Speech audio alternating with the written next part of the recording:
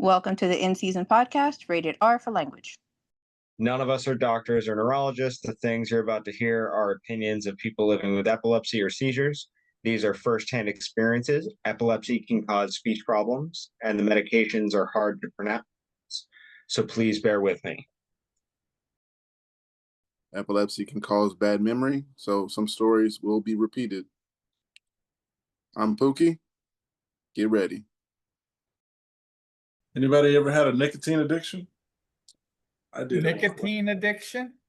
Cigarettes, tobacco. Yeah, about 30 years worth. Yes, I do. All right.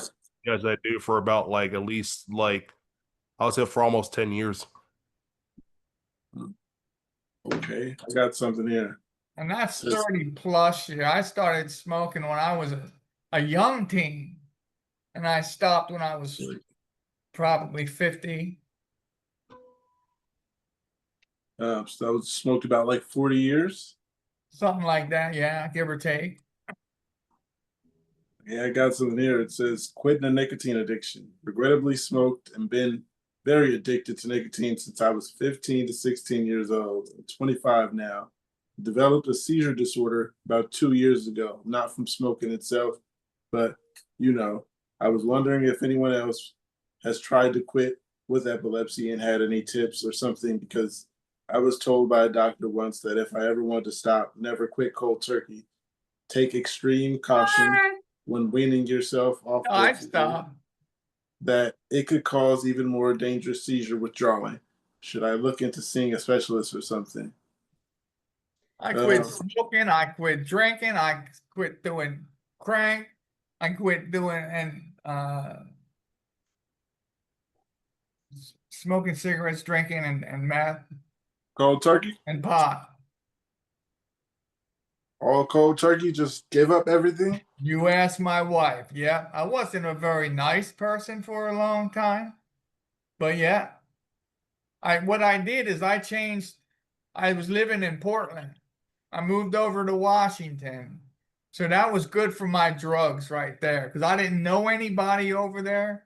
So I didn't have any association. So that was they went my drugs, and I didn't go to the bar with anybody.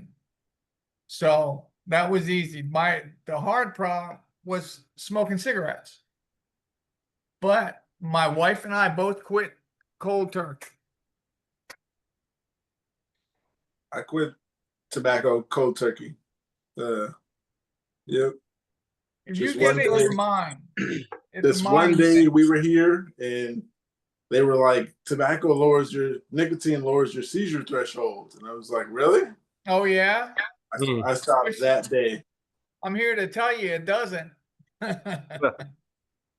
Well, I smoke a lot of weed, so I smoke a lot of tobacco. So I just smoke papers because, nicotine is addictive because sometimes it's people around that smoking and I be like, it smells good. And I'm just trying to not axe to hit it.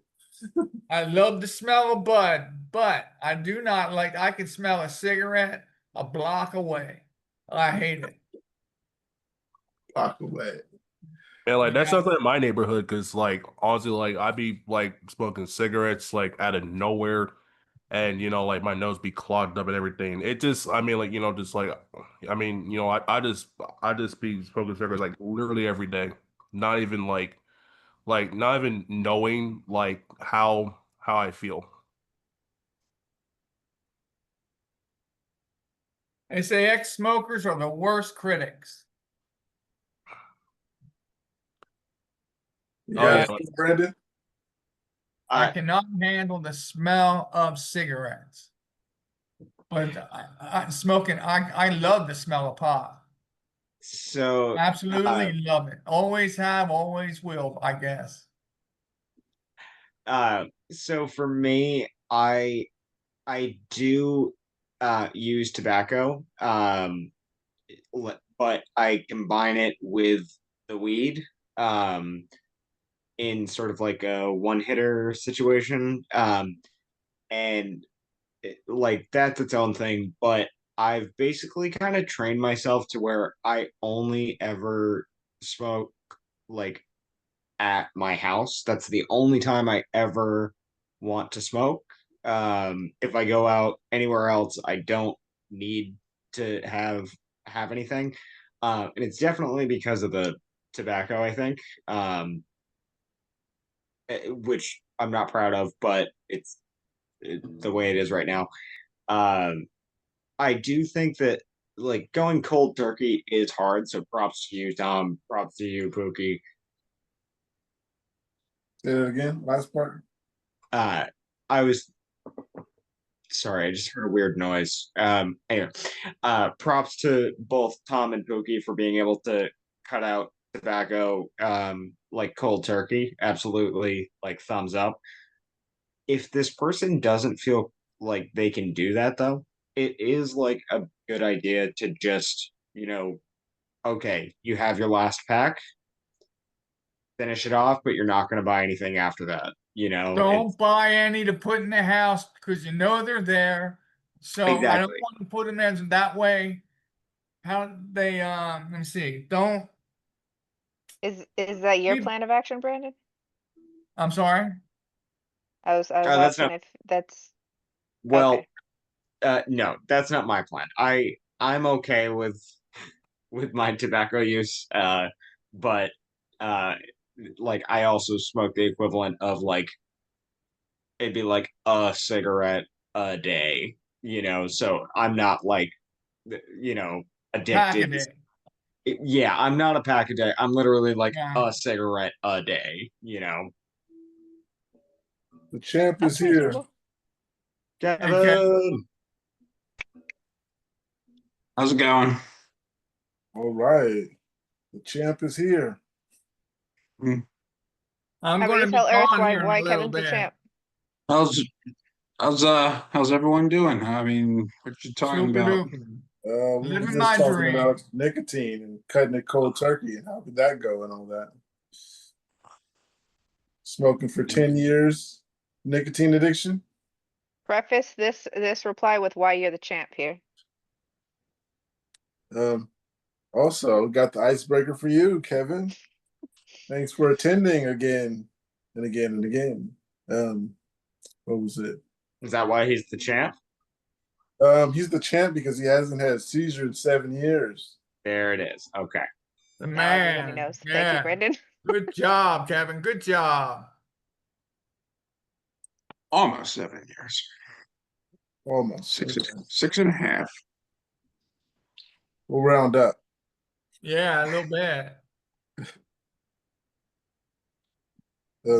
So yeah, we were talking about nicotine, but the icebreaker for you is what's the hardest thing you ever went through?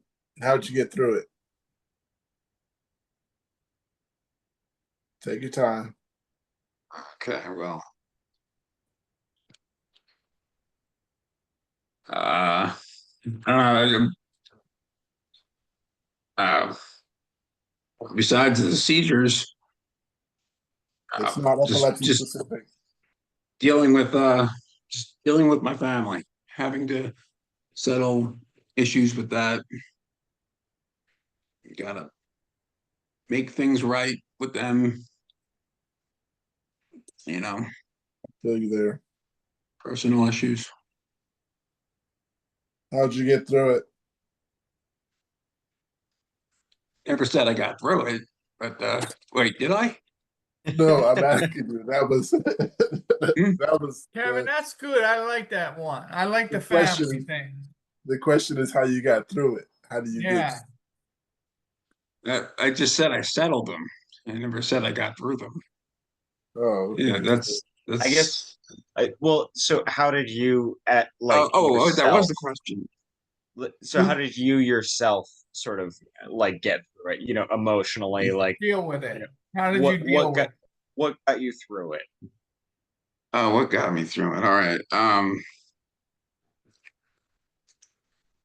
I just compromise. You can't win every battle. Good answer, Kevin. I like that. I like Yeah, can't Good. change people, and Uh-uh. if they're gonna That's be right. assholes, then yeah. So you live with them, and Yeah. Some people are great That people. makes them happy, then that makes them happy, right? Well, Go for it. Go with it. happy or other things, or yeah. I got something here. It says hobbies. What are some fun and easy hobby type things you like to do? My life is over with now that I have epilepsy. Before I had 2 seizures, introducing to my life now.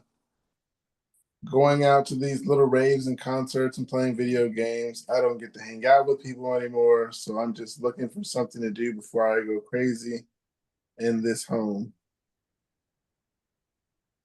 That's the thing. When you get it, you gotta have support, and you gotta find something to do to keep your mind off doing everything else.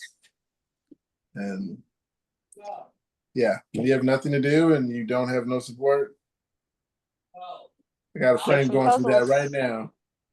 Reading's a good one. Come join this podcast also. That's another good one. Reading is hit or miss though, because if I get into a book that's more than like 250 pages, I might take more than, 2 days from reading it and then get back into that chapter and have no clue what was going on.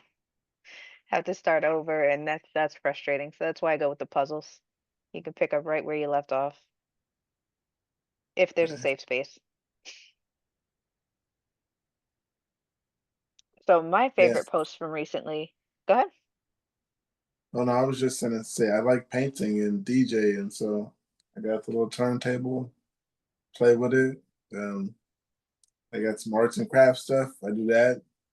Yeah, things just keep the mind busy. You know, there's hundreds of hobbies. I was trying to get into board games recently. I'm still trying to do that.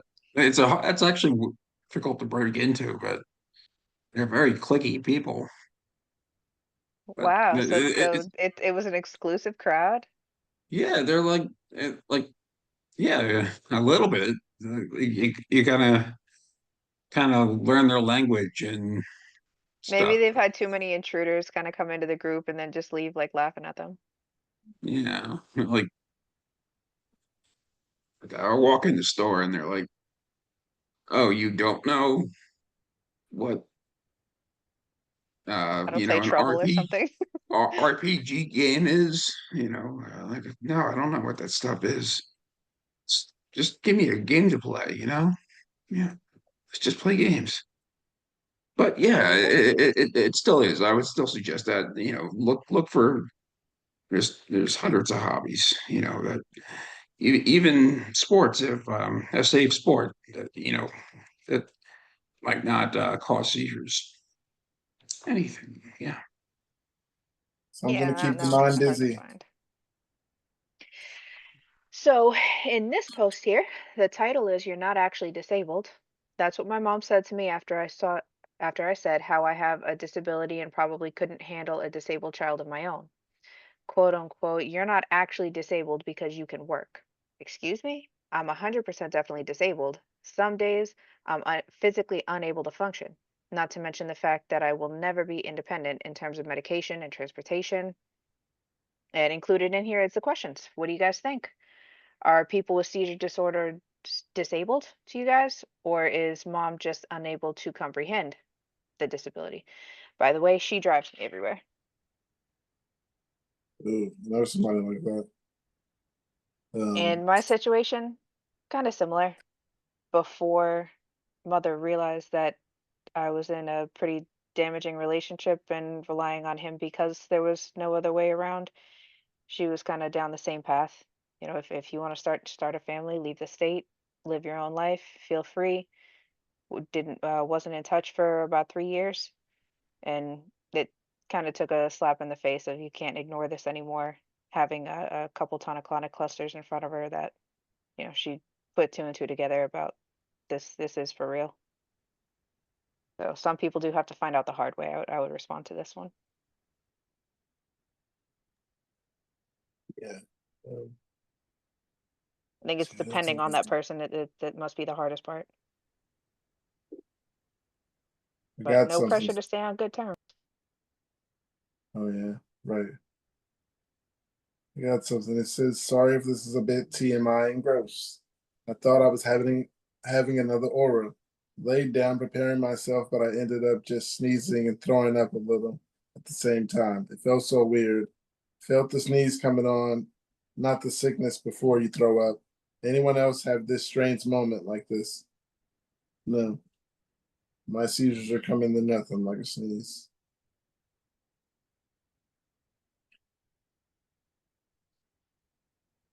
Anybody throw up while you're having a seizure? That was another part of the question. If I chug too much water after, then I'll throw that up. Right. Yeah, afterwards, but not before. I got something here, a different one. It says dealing with the police. Does anybody have any experiences or anything you'd be comfortable sharing of your interactions, good or bad, if you had to deal with the police officers in epilepsy or just any and all the seizure stuff in general? I don't have anything to share, but I do get worried, especially because the cops in my town have always had a bad reputation. 2 or 3 years ago, they went viral because they attacked a woman with dementia. Um, Dealing with the police, it's everything. Just expect the worst every time. Well, with me, is being a bigger guy, they just instantly put me in cuffs. I'm gonna cuff you for me and your safety. That's what they always say. They're like, "You're safe, man," but I'm gonna put you in cuffs for my safety. That's usually what happens.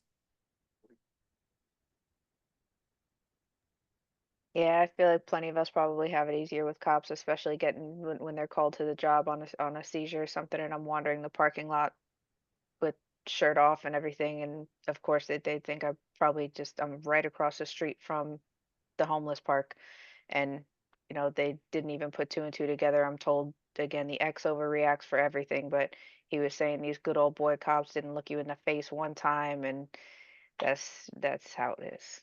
And I wasn't there. Obviously, I wasn't all the way back yet. So anybody who comes to a situation not understanding what's going on, expect the worst.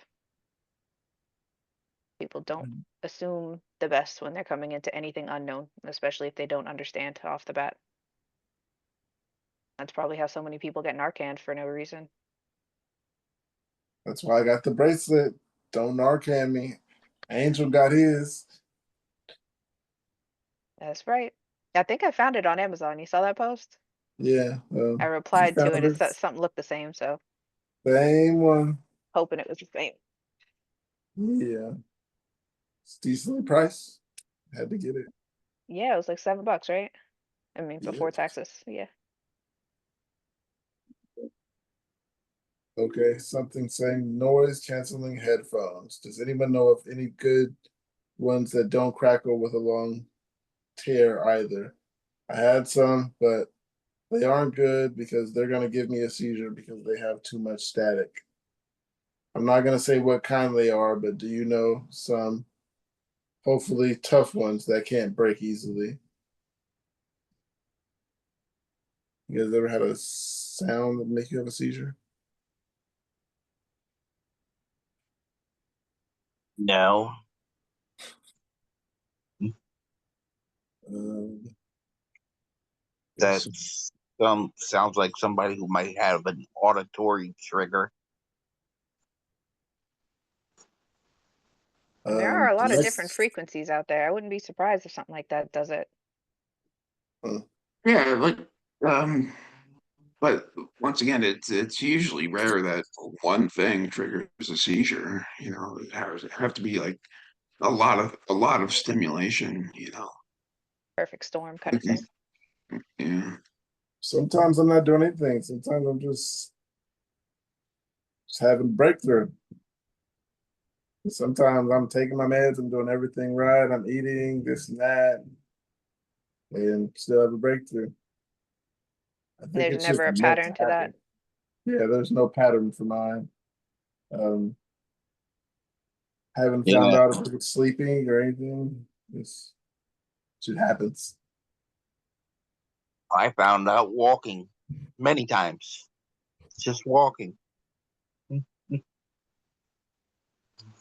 Was it ever walking the same routes or same day? Any like No, anything similar? different days, different routes. I just go out for the walk and boop, wake up in the ER. Couldn't track that back to dehydration or something like that. That's usually what they told me at the ER. Nah. Yeah. I know the first one, I was on the way to school. And then another one, I was just walking around the corner to get milk in the store. It just, maybe I shouldn't walk no more, but nah, I don't want to do that. I love walking.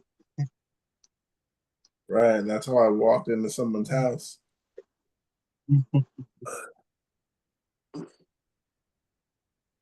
I got something here. It says late taking meds. I take Keppra XR in the evening and Lamictal XR in the morning.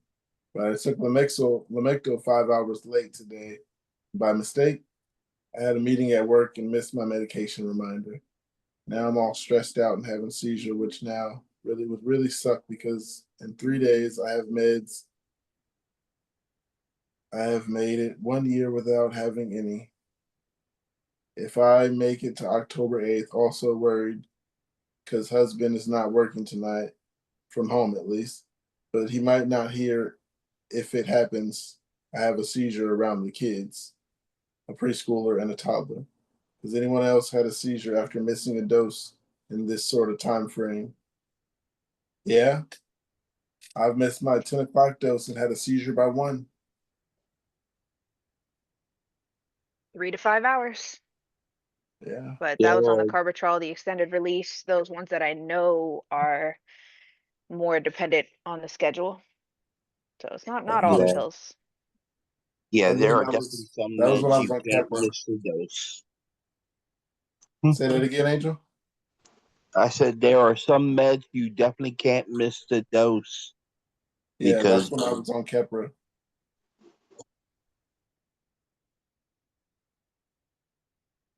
How about you, Earth? Any experiences with meds? Yeah, my Lamictal, I cannot take it without food or else I will get violently ill all day. Ouch. Yeah, it's pretty bad. You're not the first person I heard say that. Because yeah, I take Lamictal, so I've heard some stories about it. You ever get a rash? I didn't get the Lamictal rash. Me either. All right, I got something else here. It says anybody taking anxiety meds with epilepsy meds? I've been taking crazy anxiety due to school and personal reasons, and I really want to take anxiety meds, but I'm scared I will have a seizure. I take Briviact and I research anxiety meds, but all of them have moderate effects. I got Bespocerine, but I am afraid to take them. Can anyone taking Briviact and anxiety meds tell me their experience? I don't think we have anyone here taking Briviact this time. Not anymore. mm, I wrote down that yeah, it just didn't do it for me. They took me off pretty quickly because seizures were still getting worse. yeah, Briviact wasn't working for me either, but I was taking it was for seizures. I was taking Klonopin, but it also treats anxiety also. All benzos do, pretty much. Um and they it didn't like do anything extra for me. But yeah. Right. Okay, you got anything? If not, Well, I I was got thinking one. about this Briviact. It's saying too that so many of these anti-seizure medications can worsen anxiety as a side effect. So again, I mean, it seems like hit or miss. If you feel like it's what was the question specifically about the medications interacting or the anxiety getting worse on a Briviact? I couldn't remember exactly what they were asking because I didn't catch the name of the med. There's one medication that said, well, named BUSPRPIRONE. Not sure what that is. And they're afraid to take them. Okay, so buspirone and Briviact can interact, potentially increasing the risk of CNS depression. And CNS depression manifests on drowsiness, dizziness, like the kind of, and I don't want to say like common side effects, but it doesn't seem like an emergency until like your brain slows down so much that something really severe happens, like a coma. So that kind of, CNS depression is hard to see coming, it sounds like, until it's too late almost. So it sounds like those meds definitely don't mix. Hope they figure out a way to get the dose right or just get off of one of them. That's the kind of interactions that they don't always tell you about. Yeah, they're not going to tell you anything. Like I said, I feel like they're on a don't ask, don't tell, and it just take these meds, prescribe you this, and don't tell you anything about it. That's why it makes me so nervous. I mean, especially, for people even without epilepsy, these drugs are, like you said, so hit and miss. But when you throw in all of our additional medicines, I mean, yeah, they can Well, a red flag really too set is our when brains. have your doctors ever told you don't take the generic? You can only have the brand name on this one? Nope. I was Uh, always prescribed the generic. Yeah. Even on Medicaid days, they were telling me on some of them that you can only take the brand name on Carbatrol for some reason because the generic didn't come in an extended release. And I don't know why this woman was so positive that that's the one I needed. But sometimes doctors are, I don't know, I'm sure that they get some kind of commission when they're that dedicated to a medication more so than listening to what's going on. I think they make money off writing prescriptions, but that's my personal belief. But Right. I always say research your medicine, you know. You gotta look at it like this is your body, you know. You gotta see what it's gonna affect both organ wise and see what it does mentally and what are some of the severe side effects because you don't know if you might run into some of those severe side effects.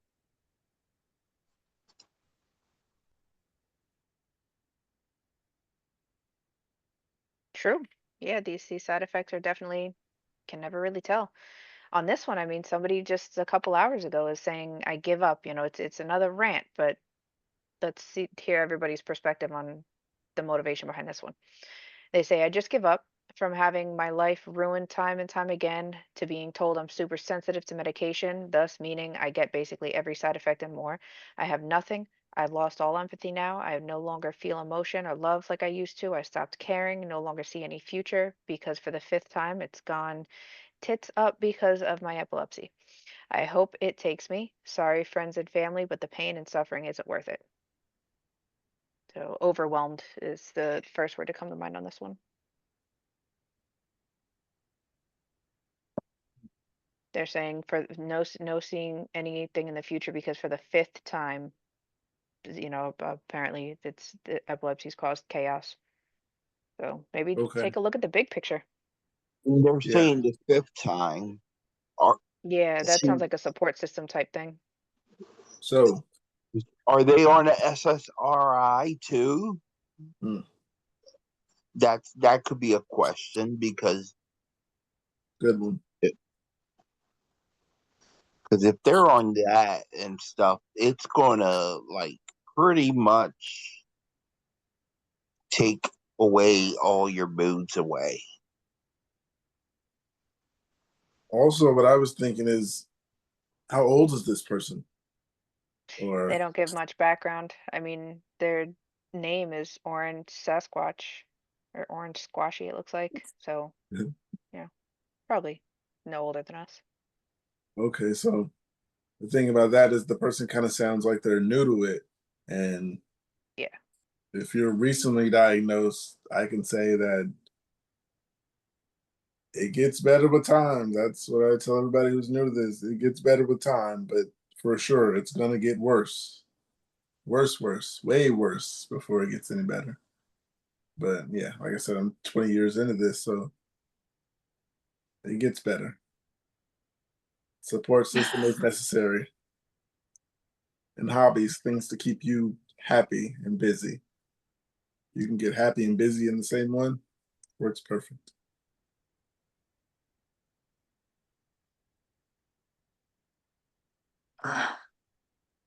You got something, Kevin? Something is on my mind. Yes. Uh, Floor is yours.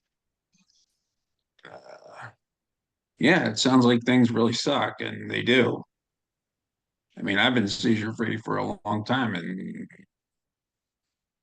yeah, I pretty much don't really feel anything. I feel nothing at this point, and sucks. And uh, I got much better health wise, but I don't know what to tell you. Um, so uh, uh, Maybe kind geez, of a take it one step at a time thought. no, I just oh, I want to be honest with this person and tell them where I came from. Tell them they're watching. They need the advice. They need Kevin's story. I've heard the thing is I've heard this question, and so many people are in this place. I was in this place, and and it's just like trying to put your life back together, and you know,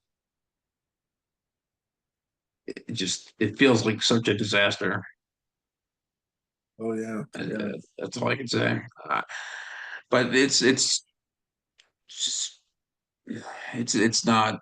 I don't know. It's not the end. Nothing's the end. Doesn't have to be.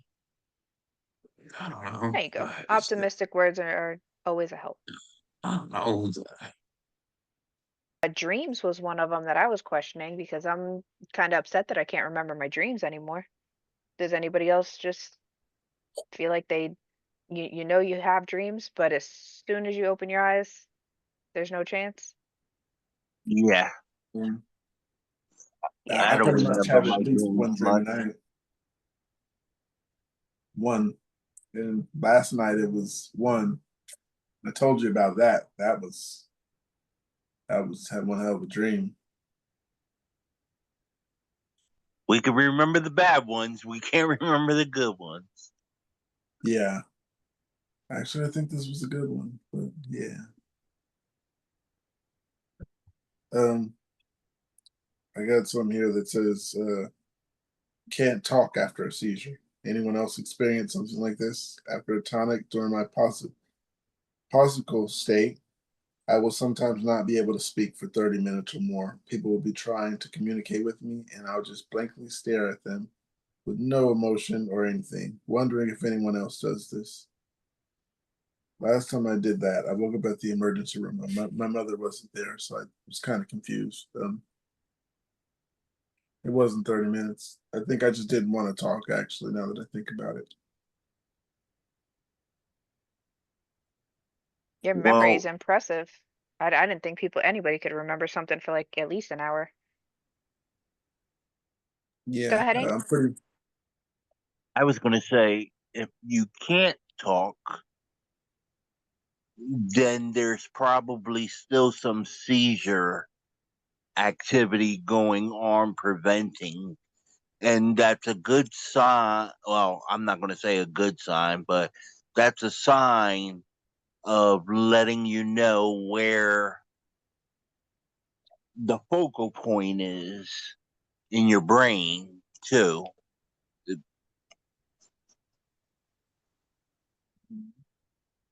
I forget. It's I think it's on the left side, or it's the one that deals with your speaking.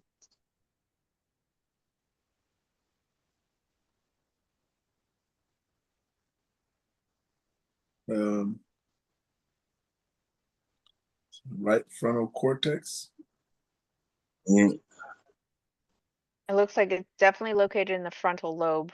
They call it Yeah. Wernicke's area. They're Yeah. saying it's situated in the temporal lobe. You can get that checked out and see what's going on, and that's about it. Well, this one's a good one. What's a seemingly small decision that you made that ended up changing your entire course of your life? Children, hands down.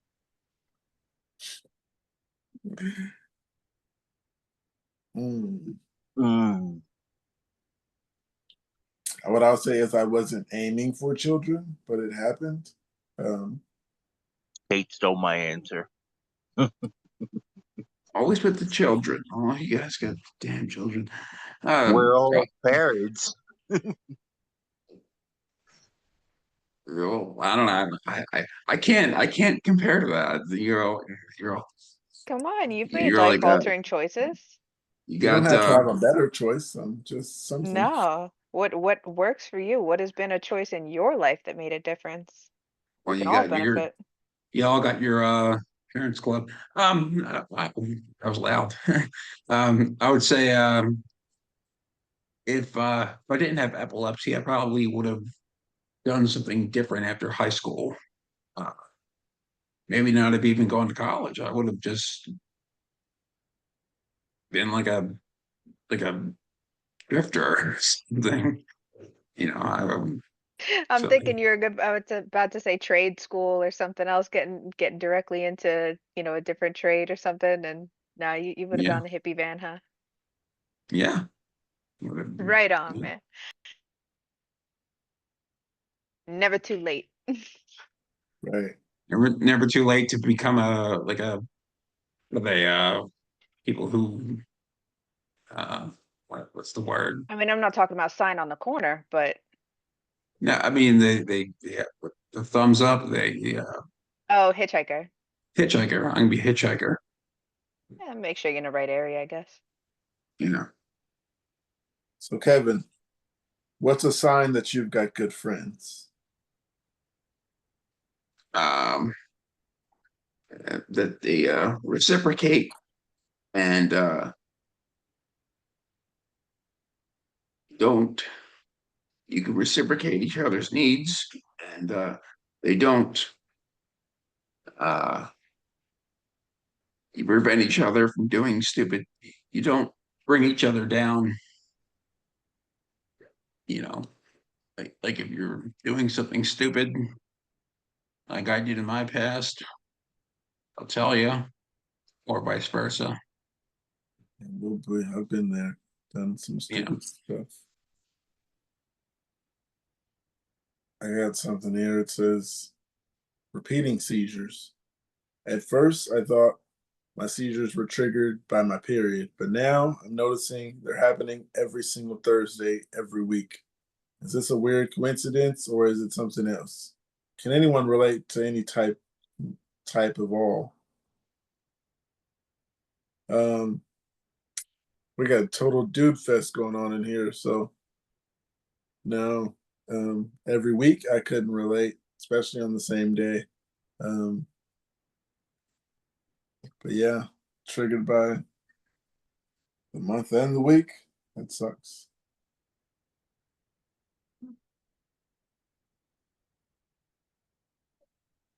It's a win.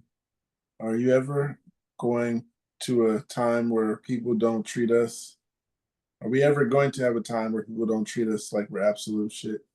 Disabilities don't discriminate, so why does everyone else still have to? Seizures have been around for I don't know how long, and they're still like this. Sorry, but what the fuck? And when are things going to change? Kevin. What up? I think yes. I think it's I think information will get out on this, but slowly. Like I've compared this to other things, autism and ADHD, but I this is probably not the right word to use. Those are the popular neurodivergent um, disorders right now, and apparently a lot of people are autistic and ADHD right now. So, and how many people have epilepsy? Uh, Like Not as many, 3%. Like one per, three yeah, percent. single digit Um, percentage. so we're not going to get the attention that they get, but so yeah, I think over time we will get more exposure. Yeah, just time, and That's why we're so awareness. Well, to put that yeah. in perspective too, the architect that was in the group at the beginning is in Romania. And they were telling me that they can't get treatment, or they would have to go to Germany to get the treatment that's recommended. I'm thinking that's from, maybe like the distance of the Carolinas. I don't know why I thought Europe was so small, but I look it up and it's actually 16 hours away. That would be like a almost coast to coast thing in the States. So just to put it in perspective, I mean, they're saying if they make more than it sounds like a similar to us where it's private and public insurance, but where they get you again is if you make more than the nation's average, the benefits that you could be getting medically are just not allowed. It sounds like nothing will be approved. And if you're in a rural area, you're shit out of luck because you would have to go to another country to even find a specialist. Understaffing is a lot worse in other parts of the world for specialists.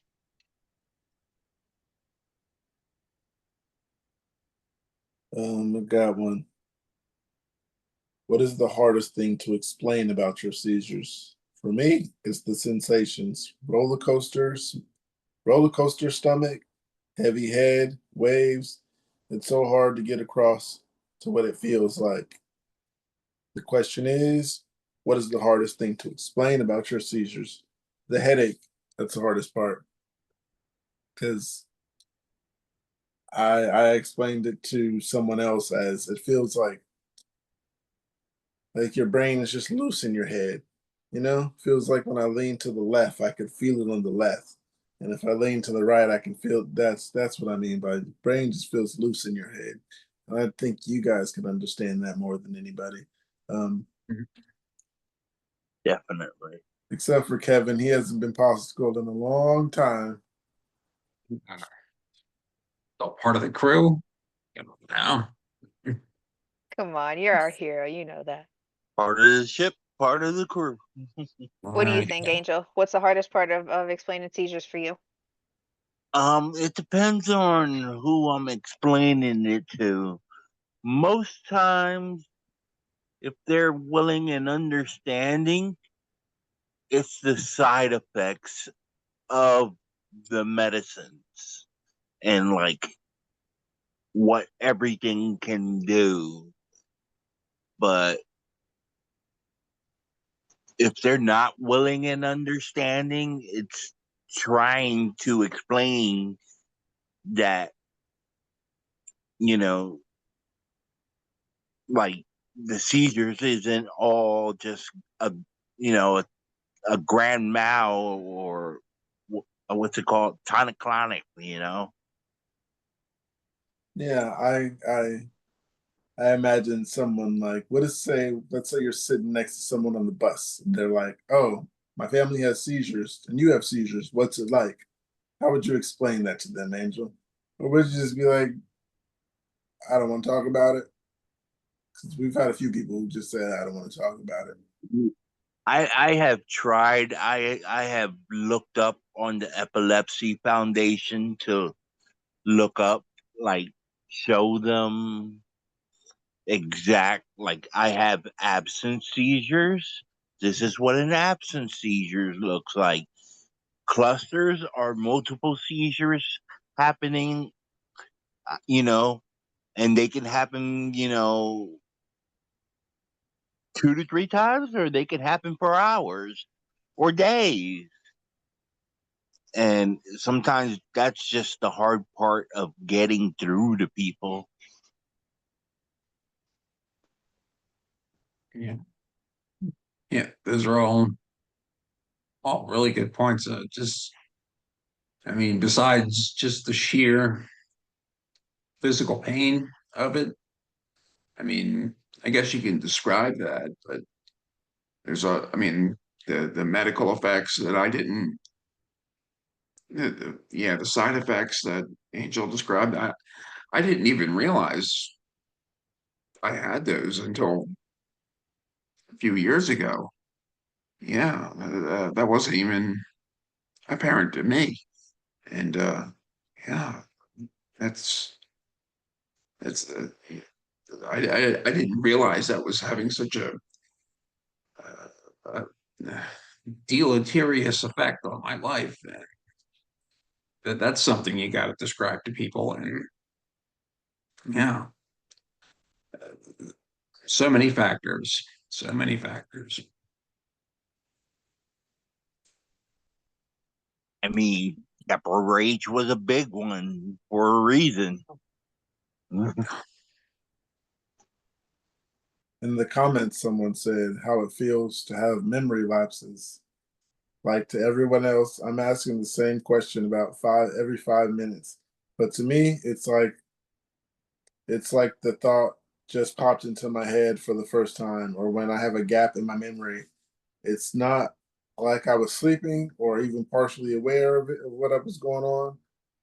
To me, I'm just in one place doing one thing, and then I blink and I'm in another place doing a different thing. Someone said it's like time traveling to the next injury.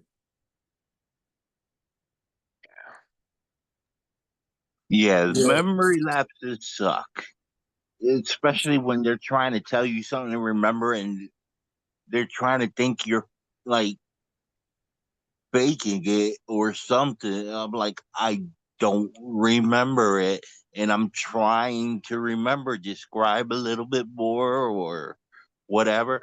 You're like, sometimes I would get a memory from my mom, and I'm all into the memory because I don't remember it myself, and it's Hmm. about me. And, and Yeah. it's like, or it's something I did or something, and it's like I don't remember it no more. It's like my cognitive stuff is different now. Oh yeah, that happens all the time. Yeah, Yeah. people like might say something like, "Remember this incredible thing that happened that one time?" And I'll be, "No, I have no memory of that." And I just, yeah, just huge chunks of, I don't know, I don't know where they went, but but I do believe they're still there though. Yeah. They don't. If they're not gone, I feel like they're just covered up by the medicine. I feel like you can Not even retrieve them. Hmm. not even that. It's like sometimes you process things a little bit slower to realize something because you're trying to think through too many things. Yeah, And it's like, oh, well, and that's when I forgot because I was trying to do this and that. Yeah. Back to when Kevin was saying it's just covered up. I feel that because it's like I can think something I want to tell a person. I'm thinking so hard on it, and the person will leave and all that, and I'll end up remembering it tomorrow morning. This is what I was going to tell you, and I call them, you know. So yeah, the covered up part is a good way to say it. The memories are there, just all hard to find, and sometimes people don't believe that the memory is that bad. Well, that's one thing I'm hopeful about is that they're not gone. You can still retrieve your memory. It's something we can come back from. How I don't intend to become aggressive afterwards. I panic because I have no memory of what happens. I apologize afterwards when I come back, but sometimes people don't understand. First time I had a seizure and my boyfriend came to my rescue, he knew what to do and he knew I would have I would have memory loss. Well, he didn't anticipate that I would forget who he was. I woke up and he stayed the night, and he said I woke up and panicked and staring at him, asking who the heck he was, and he got into my house, etc. We laughed about it, but he said in the moment it wasn't funny.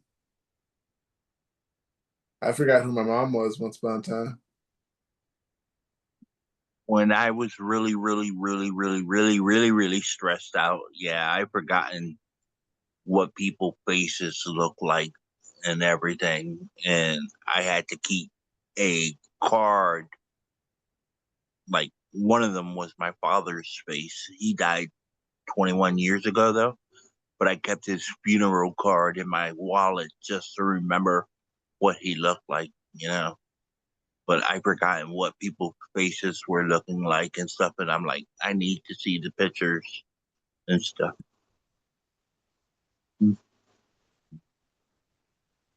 Kevin, one of the questions earlier was, what does a seizure feel like? Let me find that. Yeah, that was a good one. What does a seizure Okay. feel like? It says, hey guys, I'm not diagnosed with epilepsy, but I think I had a seizure. I know not all seizures are the same, but would love to hear your experience to help me come to my terms of what just happened to me. I remember abdominal pain to a point where I couldn't stand up. Then the pain got so bad that I couldn't breathe and my head started to rush and it felt like I was going to faint. I blacked out after that.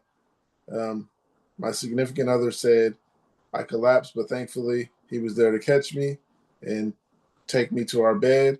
And I started convulsing with my mouth open and I was shaking uncontrollably. I don't remember anything. I just woke up with my body aching and sore. Sounds like a seizure.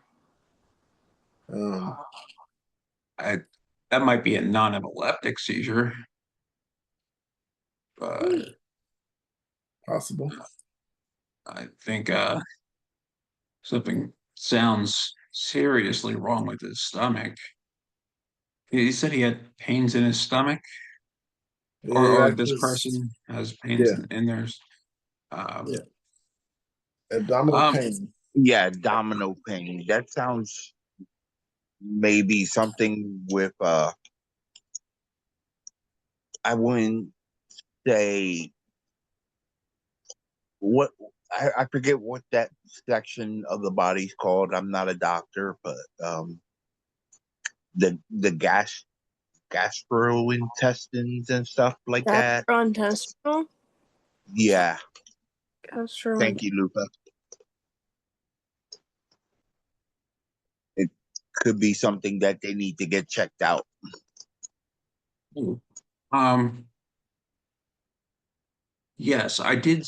I actually saw someone have a seizure, and they had pancreatitis, and um, I don't know. I don't know any of their other symptoms, but if they have pancreatitis, that could be. I don't know. They had a seizure from pancreatitis. Um, I've seen someone have a seizure, but I think it was like a diabetic seizure. It was real short. Um, Yeah, it was short, but it was a seizure. Yeah, it's very short. Yeah. This My is one. Oh, my go ahead, before. my cousin had he like passed out, I guess, but I mean if you're shaking and convulsing, it's probably a seizure.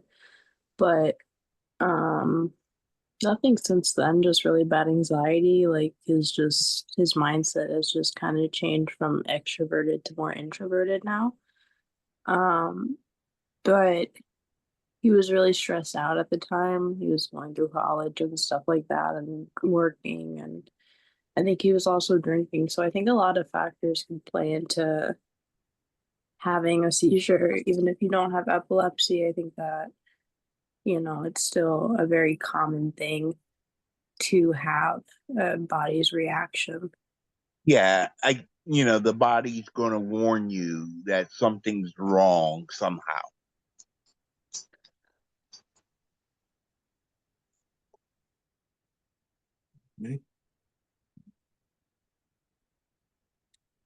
It says, does anyone else's eyelid twitch regularly? About a month ago, I had a streak of seizures, 3 focal awares and 1 tonic-clonic in less than 30 minutes. And I went from status epilepticus. Ever since then, I am functioning perfect. Well, my right eyelid twitches pretty fiercely sometimes when I'm feeling seizy, having auras. It doesn't do it every single time, but it's becoming a little common. Does this happen to anyone else? During oral seizures, does your eyelids twitch, start to randomly twitching? I just want to know why it started randomly twitching and started randomly doing this. I didn't start until I had a bad seizure streak, so I can only assume they're related. I'm genuinely just wondering if anyone else has had to deal with this. I was diagnosed at 22. No, I was diagnosed 22 years ago, and I'm pretty sure this has never happened before, at least not enough to remember it. Whenever anything CZ changes, I instantly wonder if anyone else has had anything else to do with it. The eye twitching, I think I get that without a seizure sometimes. Like where it feels like an eyelid twitching. Yeah, I get it. If it I don't happens always. to Sometimes I just feel weird. I don't feel like I'm gonna have a seizure. I just feel like, what the fuck is going on? Like, Yeah, I feel why? like ever since I got tardive dyskinesia and then the myoclonic epilepsy, there's always just like some sort of little tick, even if it's not super noticeable or if it doesn't affect like what I'm doing, there's always just like a little tick here and there that doesn't really ruin or change or make anything better or worse. But if the eye thing is really super noticeable, though, I might get that checked out because Right. then that might be a little, you know, Yeah, there maybe was it's one not day. a stroke or anything. There was one day I could say I couldn't necessarily control it because I was thinking about it the whole time. I was like, somebody's gonna think I'm winking at them. And I was walking to the store and it just felt keep like I'm winking one eye, and I was like, somebody's gonna think that. But I got there and back and nobody seen me or thought that I was winking at them. Um, luckily. If that's what this person's talking about, the twitchy eyes, then yeah. Me, yeah. Someone said, not just the eyelids, my bigger muscle groups do it too. My leg twitches aren't too bad, but the bicep twitches can drive me mad. Yeah, that rhymes. I don't think he was trying to. Um, oh, that's rough. I'm not hungry. I want to run away. My EEG, and I'm at my EEG and I'm weaning off of lacosamide, and they won't let me access my MMJ. I have zero appetite because I'm going through withdrawals because they put me on 300 milligrams twice daily. The doctors and nurses are just getting really annoyed that I'm not eating, but I'm not hungry, not even a little. The smell of food is making me sick. The nurse basically forced me to eat an applesauce before she'd leave the room, and it was horrible. It was green apple, and it was so sour, my eyes were watering. I didn't want to eat the apple because I knew it'd be sour and kick my senses around. It didn't help. It didn't help. My eyes still hurt, my head still pounding, and water has too much flavor. Also, the food sucks ass. So that's another reason I'm not eating it. It's all microwave food. Tried a black bean burger, which they didn't tell me had corn in it. I can't eat corn, noted in my diet. It was dry and hard on the outside and cold mush on the inside. I tried chicken tenders. They were slimy and the breading fell off before I got to them. Tater tots are mushy. Like, how do you fuck up tater tots? That's the point where I stopped eating. If I can't get any edible food, I won't eat. Like, man, this shit is so annoying as fuck, and I just want to RP to rip these nodes off and run. Part of me just knows this is a waste of time and they won't find anything. Another part of me feels like this hospital system sucks so bad. Even if they did find something, they wouldn't be able to figure it out. Had a nurse complain to me this was her 12-hour shift this week. WTF. I don't want to be here. I don't want to be here after hearing that. It makes me think all the nurses are overworked and tired, or prone to mistakes or miscare. Anybody have any advice while I'm sitting here? I don't naturally have any advice, but I don't think I ever been in a hospital that had good food anyway. I don't think that was the point, Angel. I think I think it was eating the food. You have to eat. Any advice on have to eat? The food sucks, but having to eat. Sometimes you just got to. I've been to my fair share of mental hospitals, and those have even worse food. My advice to eat would maybe be to find a good drink and kind of think of it as like Chase. taste shot. You know, it's like a shot and then you chaser, shot, chaser, shot, chaser, just to get it down. For me, it was cranberry juice. I love cranberry juice. It's super sweet, and it'll perfectly take away the flavor of the mushy peas and the nasty tater tots and chunky chicken or whatever, mushy chicken. But have a good drink, not milk. Don't do milk. That's people get milk a lot. I don't like milk though, so that's just me. That's Yeah, I've had someone make some salty broccoli, so I mixed it with the mashed potatoes and it helped it. Like you said, you gotta sometimes chase if it with something. like if you mix the mac and cheese and mashed, I know it sounds, but it's Great Depression food that we're having there. So That was literally my family's dinner tonight. Nana hooked up the Velveeta with some broccoli in it, and bro killed it.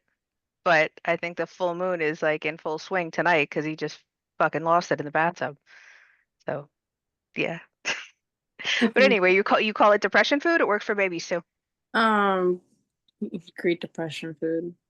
Because people would because it's like weird mixtures, but you I think know, comfort food is a more common term.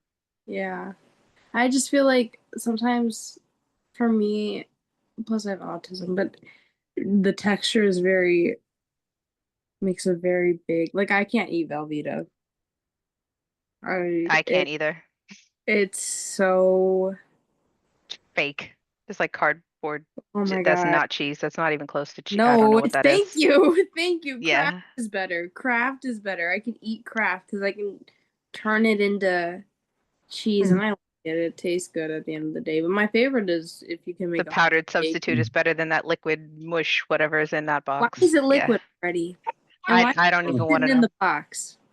Make a big pot of that mac and cheese, and I just eat it from the pot with a serving spoon. It's a disgrace, but And you heavy know, cream, like it's making your own sauces is so fun to experiment with. It's so So good. yeah. Just the Kraft mac and cheese.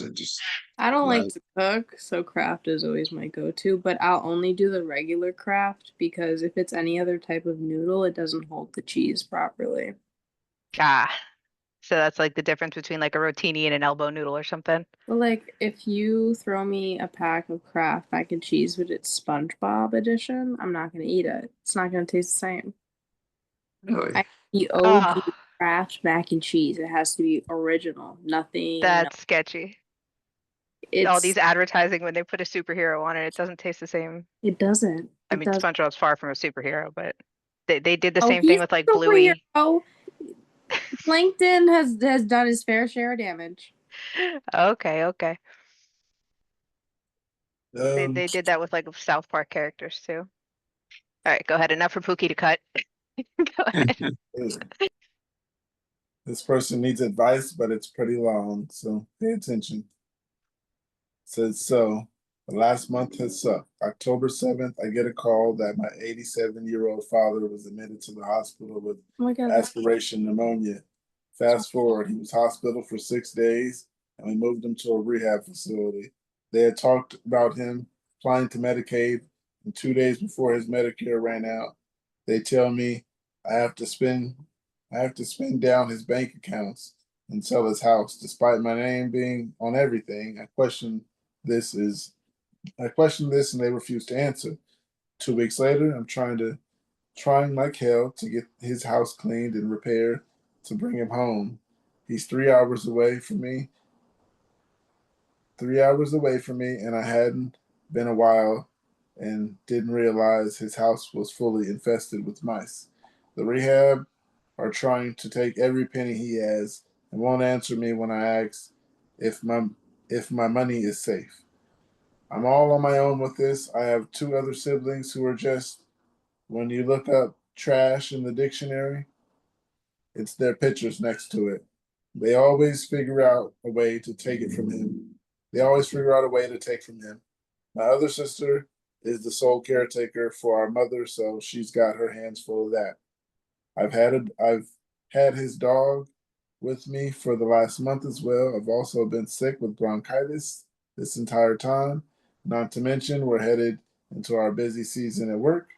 So considering the stress of me being sick to the point where I lost 15 pounds and I can't eat, my seizure threshold is on the floor.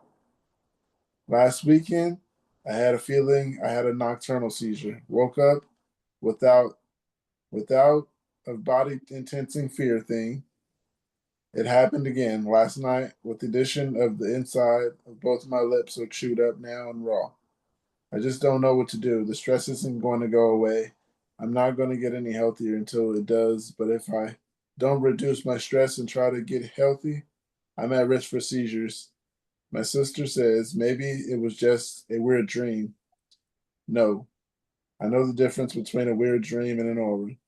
I'm just at the point where I can't function anymore, but I have to, but I can't. I'm so tired of being sick and tired. Advice for this person. Ugh. Jeff? Yep.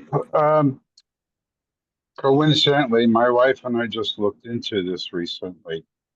Uh, if he's got Medicaid, they will take the house.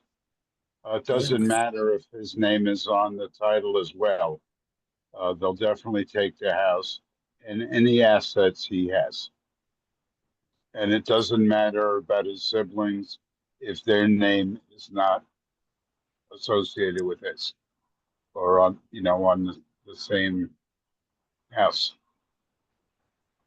Because we were thinking about ending up on Medicaid, uh, and we were advised not to because she would lose it, everything. That sucks. Yeah, it does. So it'll be different if you buy property once you're on Medicaid, or you just can't own property. Um, it's just that if you are on Medicaid and you go into a nursing home, they can take that money. but not just if you're on Medicaid. They can take certain things, but if depending on your level of care. But if you're in a nursing home that costs as much as it does these days, they take everything.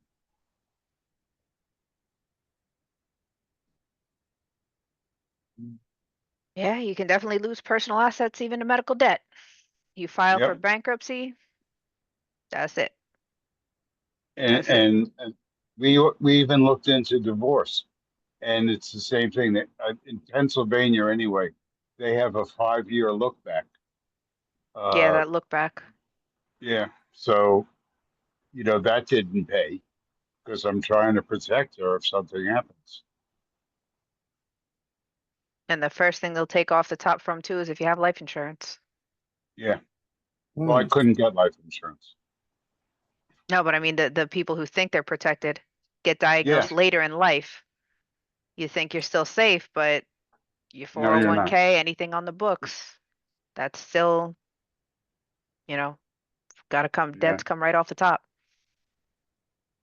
And one other thing, Kate, Mhm.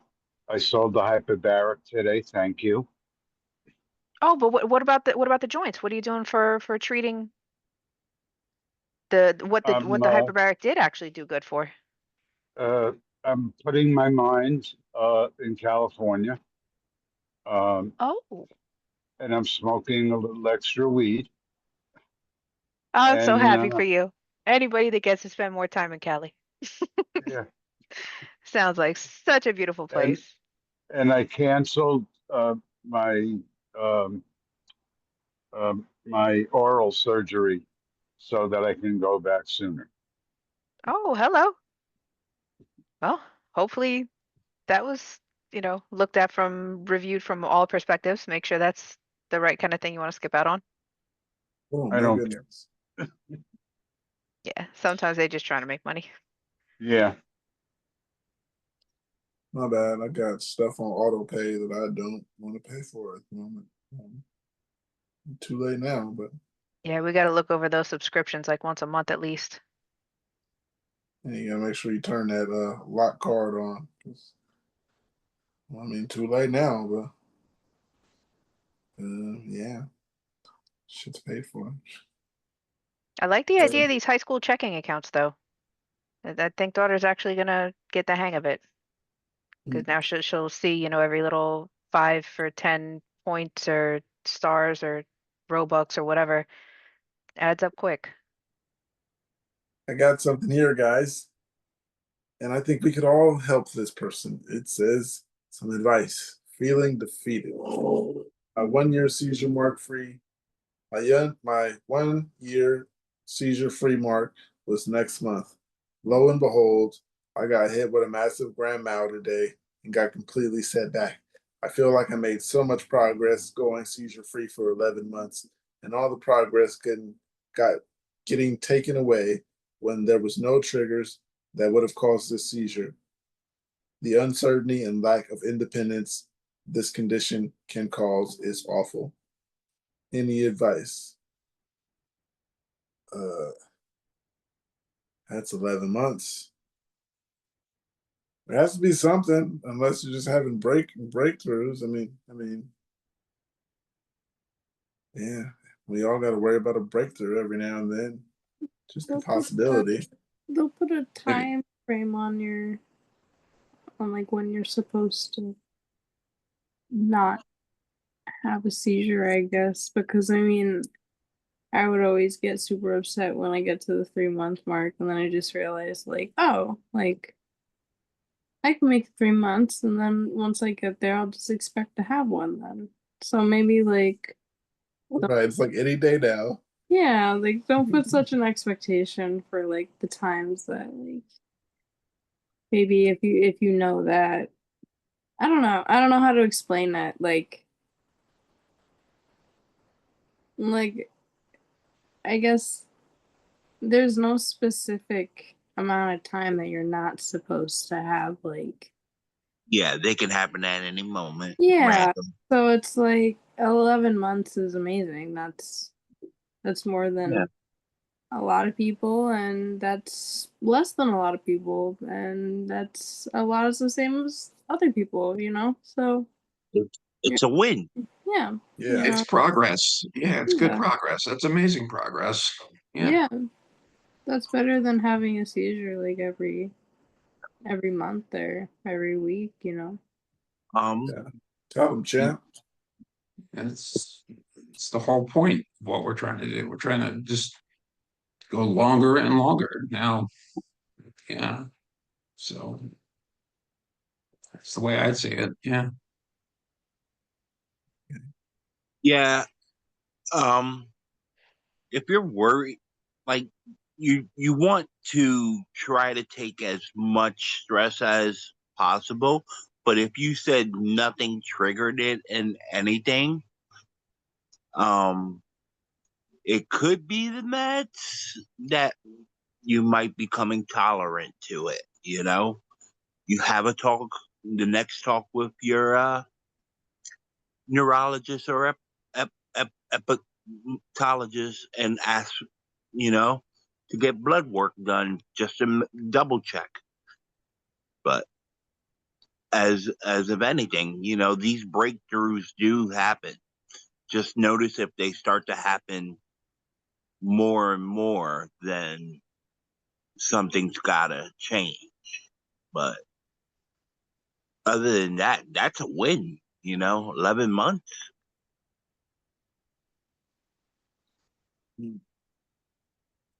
Yeah, I think I could see how it could be let you down a little bit. You feel like I was doing good, I'm doing everything right. In 11 months, there's one thing you probably slipped on, probably one. Um, Sometimes it could be like someone smoking a cigarette around you. You get that nicotine secondhand. That could be it. Um, so I'm just It, hoping it, that's not the case with mine because I avoid the nicotine, but it's still around. it's like you said, Pookie. You remember me? Right. It's like that person, friend that you forgot about. Yeah. They just come over like, "Hey, how you been? You Miss know, you." epilepsy is for life. So there's no cure for it yet. Mhm. But the longer we can go, that's great. Oh yeah. I mean, I'm sorry. Amazon order on the way. Anyhow, um, this one says getting aura checked 5 times a day is annoying. I need advice. Anyone who does it frequently is an asshole. I'm just venting. Sorry. Someone I'm living with keeps hitting me with the "you good, you okay," because they think I'm seizing or I'm in an aura. I have told them before when I have a seizure, oh, when I'm in an aura, I have told them before that I had a seizure. I told them last time I had a seizure too. I have also told them I do not want them asking me like this, yet they are asking away like I'm some sort of robot with no feelings. I don't know. I just want them to act appropriately when I tell them I'm not good, not feeling good, and I don't want them to act any differently any other time, and they absolutely refuse. I don't know what I am supposed to do. I'm not sure how much more clearly I'm supposed to make myself. Any advice is appreciated. Sometimes those people could be like a little traumatized and they're just making sure you're good. It's kind of out of love. It's like I see you, but maybe you don't look all right, but you don't know because I know I've had some times where they like, why are you looking like that? And I can't see my face, so I don't know my facial expression, but I assume I wasn't looking okay. So yeah, they sometimes it's just out of love. Um, yeah, sometimes people ask too much because they really think something's wrong. Hey, you got support at least, you know. But It can get the, annoying. I know. yeah, yeah. The best you can do is try to educate them some more and Like show them exactly what what to look for.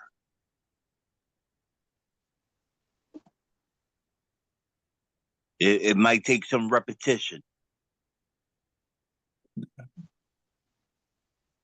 Anybody got oral checked 5 times a day?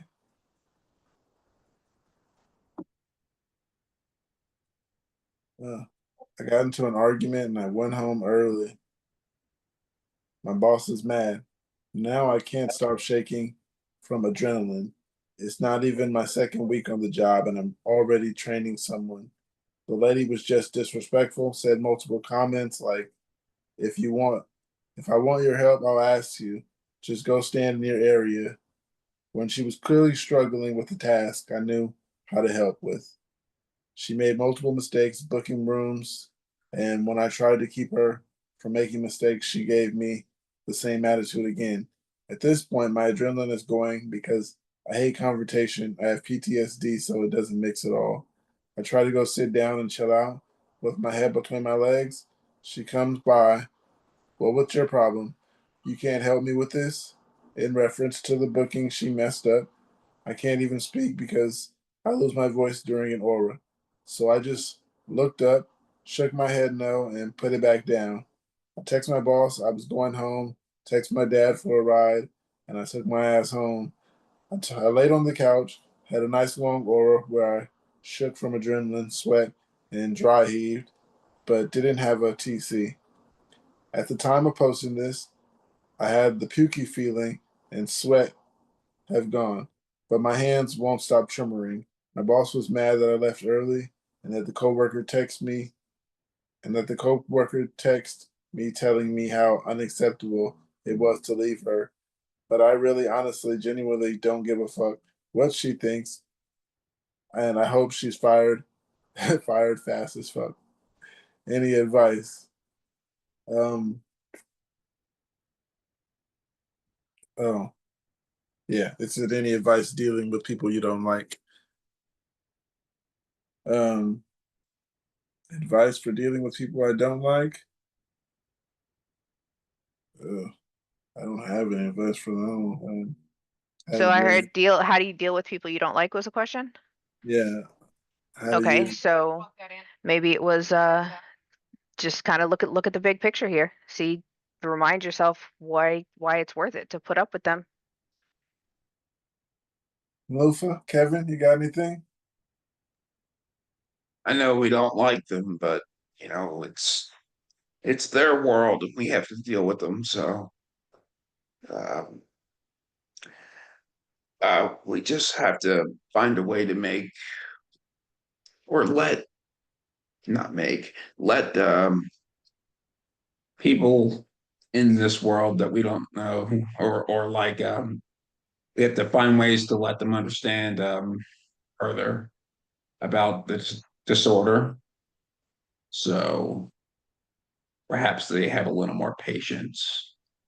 Um, so they're not so short with us. I know it's difficult,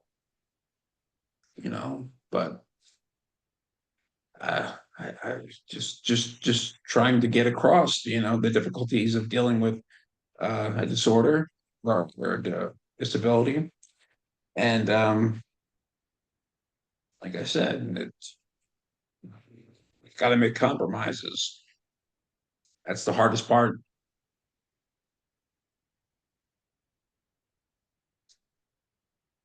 Okay. On to the next one. My meds are working, but I am higher than a kite right now. Envy, Vimpat, Nexcopric. Holy shit, is the double vision real? I can't wait for docs to schedule to drop me down. That's for sure. Has anyone else done this? Can anyone else just tell me it's going to be fine or what to do to help? I've only taken what the doctor has prescribed, but I can't walk across the room. I'm totally cool with video games, like as a distraction. Just anything to help me for the next week so I don't feel as high.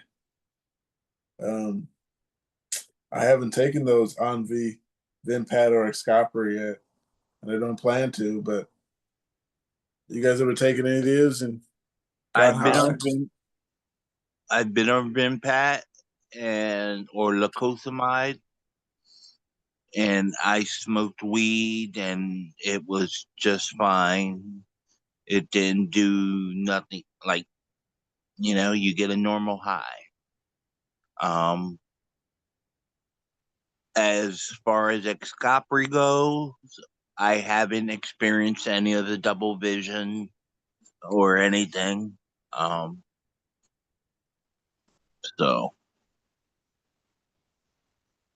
it's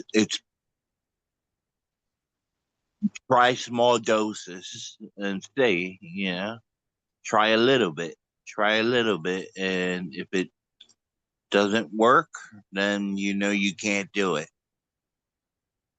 Or if the medicine says no, you shouldn't do it, then don't do it.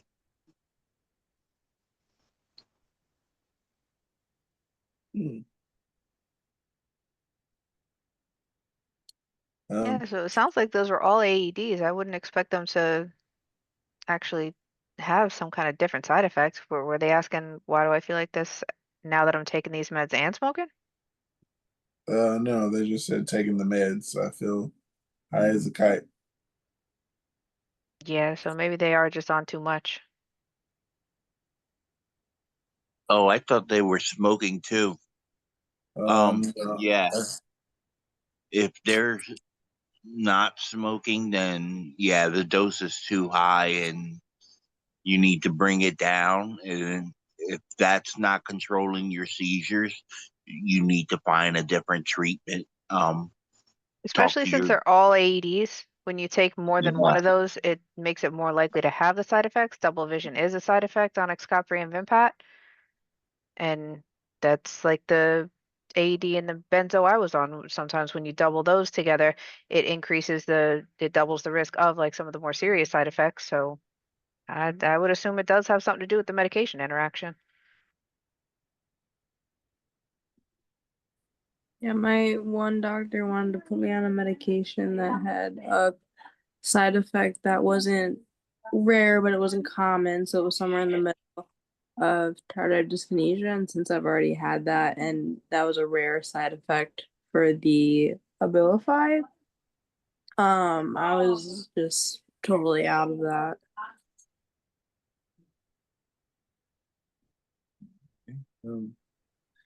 I guess everyone can answer this one. It says losing self seizures. Question.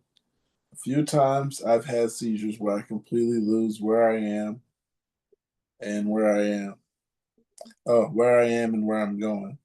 Yesterday I had one in the last 2 to 3 miles from home. We were picking up dinner and I was holding our food. Part of me was unable to identify where we were going where or what we're doing, while the other part of my brain was yelling at me that I absolutely had to know both things. Has anyone else had this happen and happen multiple times?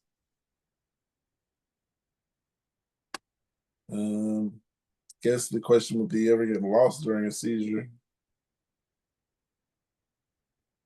Completely lose where I am and where I'm going. Yep, I've wandered off and sitting there just wandering and not thinking, why am I going here? But I was still going there, didn't stop. But yeah, been there, losing myself. I just pray it does not happen when I'm with my children, but been there.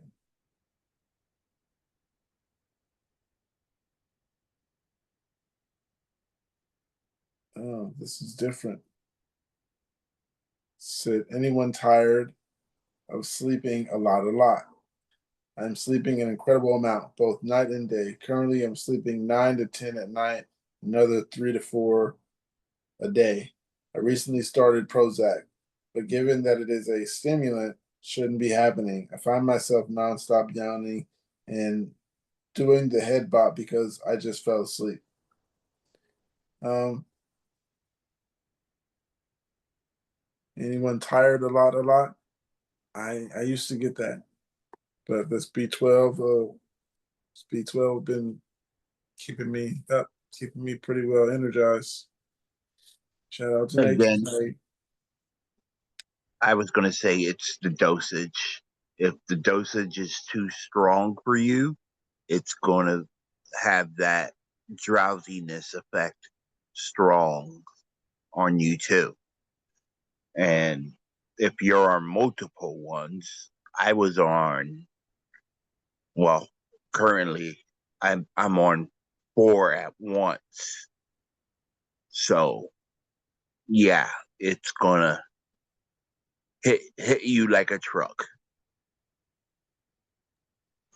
I say bye bye benzos. Do your research. It's worked for me.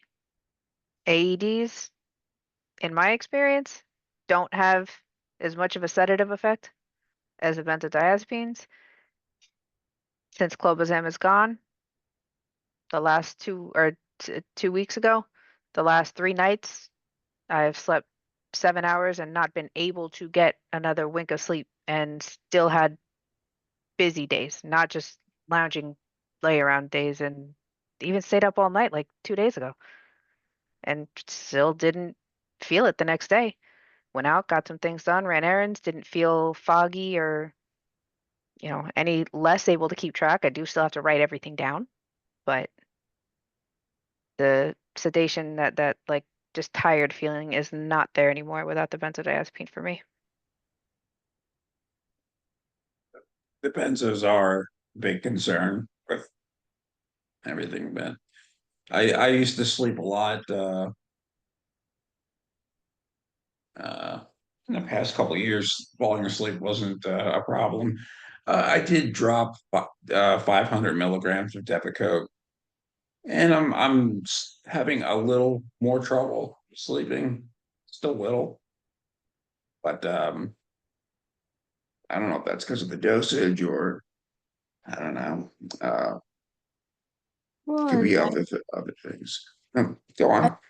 I think that I've been on clonazepam for like I think almost 5 years now, and 4 or 5 years now, off and on. And a big part of it has been getting used to it. But you also have to count that with AEDs, most of the time you're not gonna get an upper. You're most likely to get a downer because the sorry, my family's out there. Because it's more likely an upper is more likely to interfere with your epilepsy and to cause it to spike up more. So which is more you which is why you would look for a medication with which medication would make you less tired. So for everyone it would be different, but every medication that you try as an epileptic will most likely be a downer. So I would also just keep that in mind. Yeah, basically it works different for everybody. Somebody here is since deleted, but saying, has anyone else been diagnosed with epilepsy but goes years in between seizures? My first seizure was in 2010, then 2013, 2017, 2023. They said back in 2013 and 2017, I was experimenting being off of Keppra. In 2023, I got lazy with my meds after finally accepting that I have epilepsy. Never found a reason for the seizures, and they are always grand mal, so I never remember the signs and always wake up in the hospital. Anyone else like this? Also, I want to be clear, I'm not complaining. I seriously don't know how some of you in this group live, blah, blah, blah. I would have opted out a long time ago just looking for some guidance. So anybody else go years in between tonics, TCs? Nope, not yet. I plan to. Um, You got Long your as Nature's Made. that's been the plan for a long time. Hopefully, Nature's Made will work with me, and we get to a year, then we get to 6 years like Kevin. yeah, we want to be like Kevin. Yeah, everybody wants to be like Kevin. Everyone Or except longer. Kevin. I want to be like Kevin. Right. Yeah, I haven't had I've gone years now and when I was first diagnosed. I had my first seizure, then it took like another year for my second seizure. And then they got really bad. And then now I'm here. So yeah, I mean that's pretty good. So, when it comes to focals, you having any focals? No, I actually looked up my diagnosis. I finally found it. And focals are, you see where the hell this is. Um, So what kind of epilepsy did they diagnose you with? Was it one of those G40 codes? uh, Jesus Christ, let me see. It's okay. They don't put the codes on the my chart. I'm sorry. No focal parenchymal brain abnormality. Okay. That's just what they said there, but uh,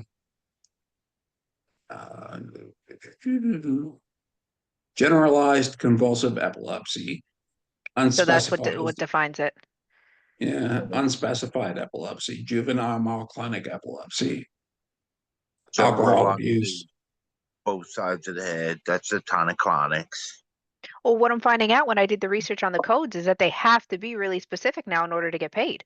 When they give that generalized idiopathic epilepsy, that's just saying they don't really know where it came from, whether it's localized or generalized. They might get denied on that and definitely get any referrals or testing or treatments as a result of that diagnosis, more likely to be denied. So now I'm understanding why they have so many specific diagnoses. It seems like they're saying the same thing with one word different. They have to be more specific on what's causing. And if it's idiopathic, then they have to specify whether it's localized or generalized, symptomatic or asymptomatic. And they have to justify things before they even really know what it is. So I'm not going to say I understand why it's more likely for neurological conditions to get swept under the rug, but the system, the way it's set up is not conducive to a good doctor-patient relationship when the doctors just want the patient to tell them what's And going on. And obviously that's why we're going to the doctor. We don't know what's going on and definitely not what caused it. and what if the focal point moves? Like if you have secondary generalized seizure, which is basically it starts at one point, but then it turns into a tonic-clonic. You know? I'm curious to see if we see fewer resections because if one, I mean, if there's, an MRI abnormality like a cyst or something, I could see that being an obvious surgery. But if they actually do resection on what they think is the foci in the brain or the focal point, and like you said, things develop, those pathways are opened up now. Everybody knows their epilepsy kind of evolves. So later on down the line, if they end up getting diagnosed again after having a surgery, big picture insurance companies probably see that first surgery as a waste. Why not just, keep them on the meds and keep them coming back every couple of months and managing the seizures that they're having when that's kind of better for the bottom line. So maybe that's why they did RNS kind of overkill with all the electrodes inside to hit every focal point possible because Yeah. that's more likely to stop the seizures. But I am down to one med. Now it's just the Keppra 500 twice a day. Yeah, Yeah, I can't wait to get down on my meds.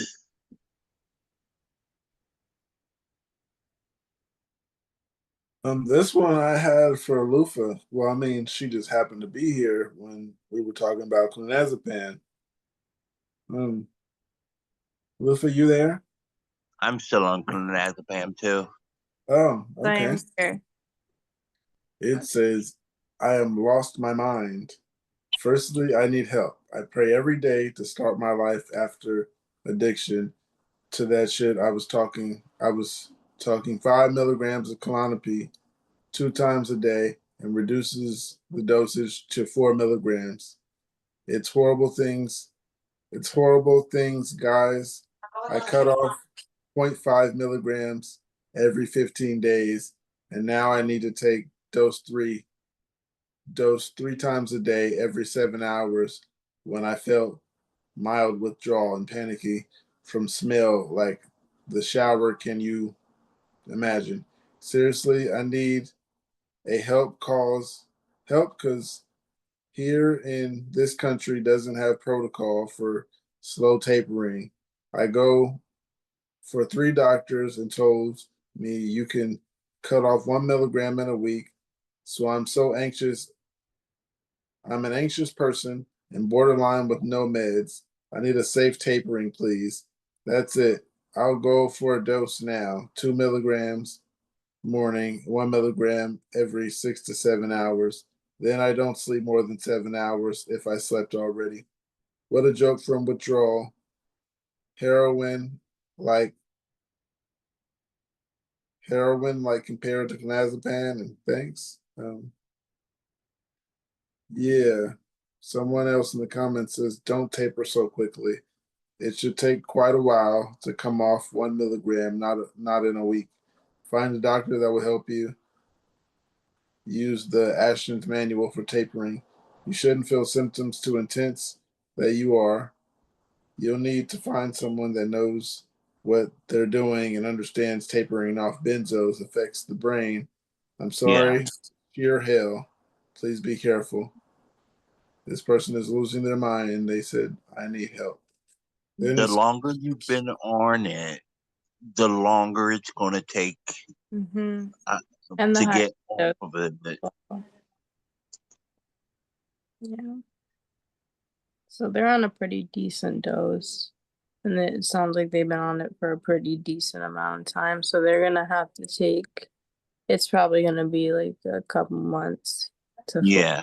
get off of it. It's not gonna be in a few weeks or a month or two. It's probably gonna be like 3, 4 months, 5 months to fully get off of it comfortably if you want to stay safe. Yeah. Because you can do that several different ways. If a doctor's not helping you, but then that'll probably make it the tapering slower because then you'll have to do like the pill cutting and the you're gonna have to kind of, if you don't have people in your country that's not helping you, but if you can find a doctor that'll help you taper off of it, that's what I would definitely suggest because it's the safest route. Because just doing it too quickly can result in more trauma than good, especially with benzos. You can result in more seizures. Mm-hmm. Yeah, it could even result in death.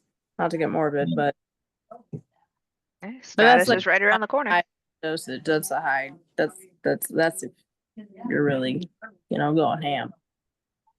Don't go ham.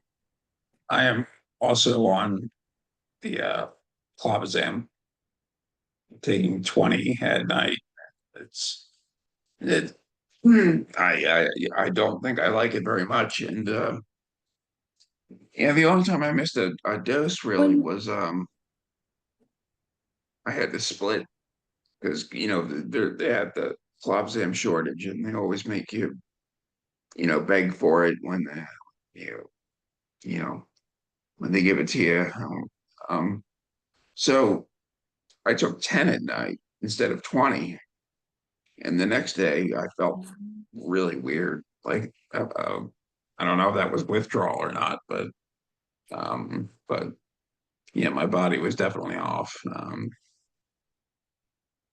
Yeah, but that's definitely a drug I want to get off eventually, but I got to focus on the other ones first. Yeah.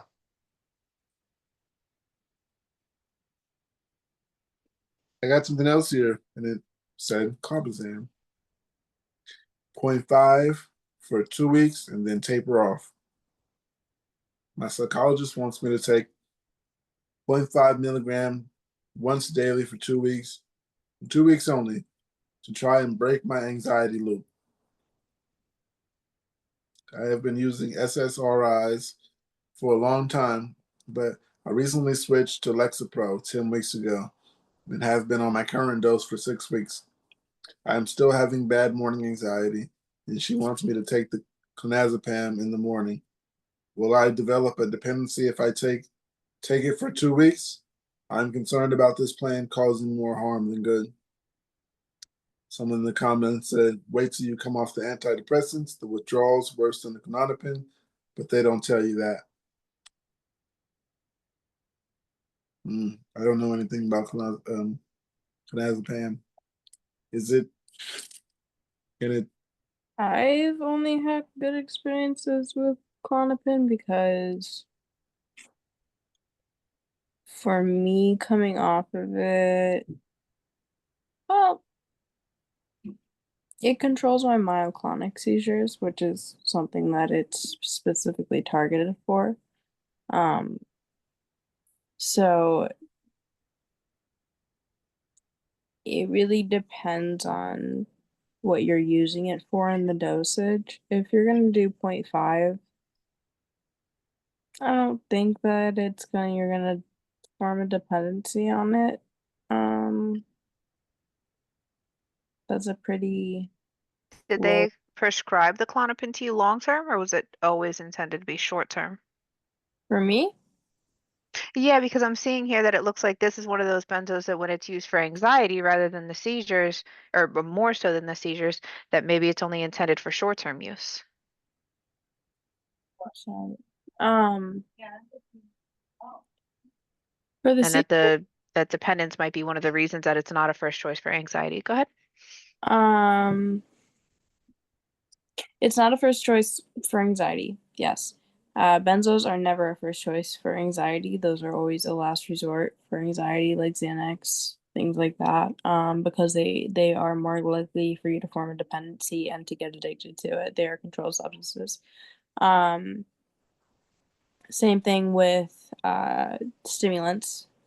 They are controlled substances like Adderall because you can form a dependency on it. So when it comes to using clonazepam or Klonopin for anxiety, they're going to be more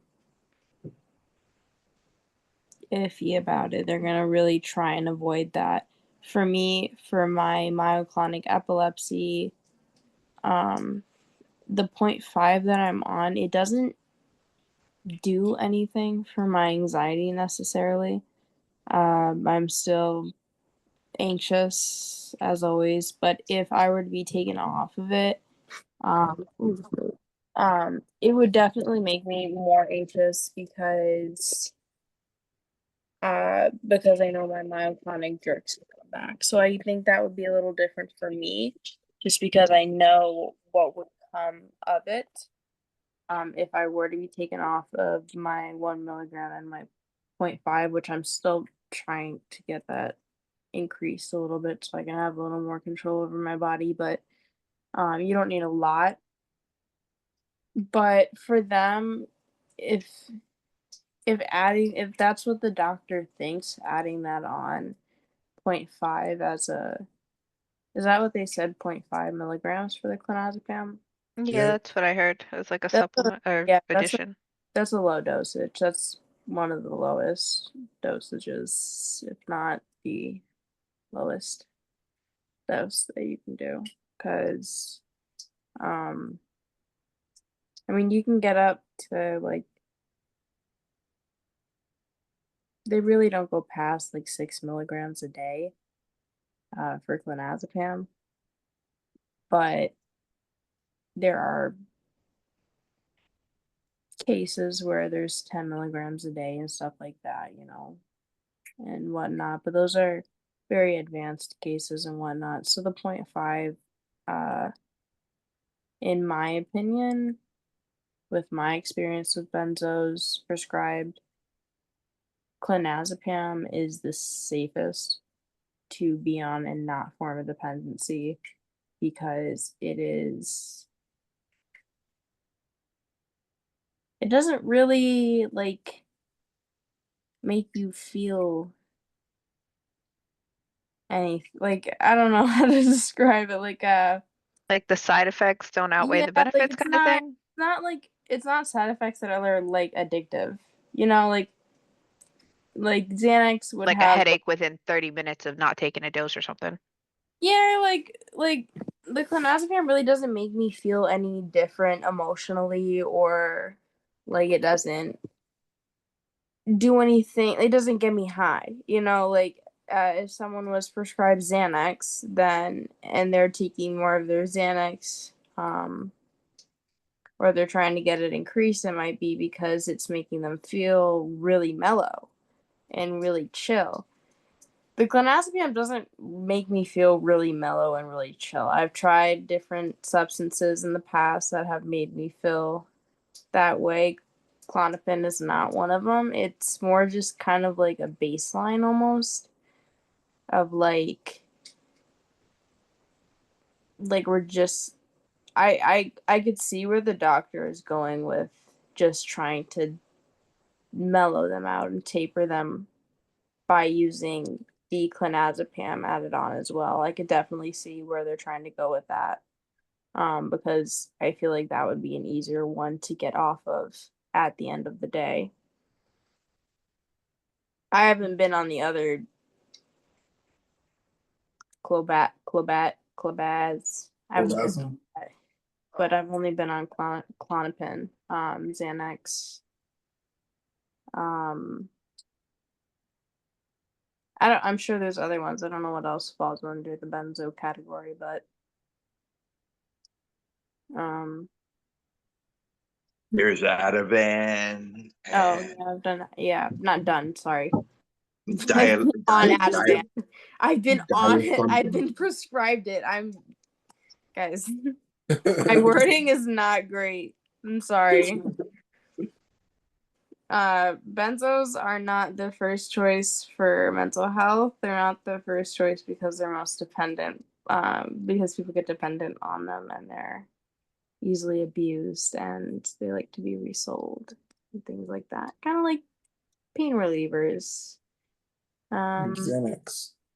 Yeah, Xanax, but you don't really see like Klonopin going around like the streets. Like, hey, who's got Klonopin on them? Like you'll never hear someone say that. You'll No hear someone nickname for it yet. or Xanax or they'll say something like that, but they'll never be like, who's got Klonopins on them? Because I've never heard anyone say that in my life. Yeah. Not a party drug. People take lorazepam though. But that's different. It's a rescue only type thing, and People do take it to like mellow out, and like it's not a party drug. No. Those are downers. Xanax, those are downers. Okay. But benzos are downers. Tony, you just ate.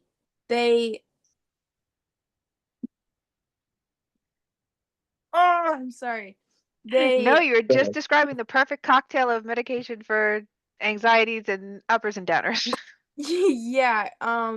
So if you're on a benzo and I'm sorry, Tony, dude. If you're on a benzo and an AED, you're probably gonna be tired because they're both gonna most likely be downers. Benzos are usually downers. Clonazepam is a downer. Benzo as a class is a downer. When you see people taking Xanax, like not prescribed, they're taking it to be super mellow, mega mellow. When you see people taking it as prescribed, they're taking it to be mellowed. Whereas other drugs or other substances and whatnot, some may be taken to explore the third eye or to feel more senses at a rave or something. Those are party drugs, party substances. Whereas benzos and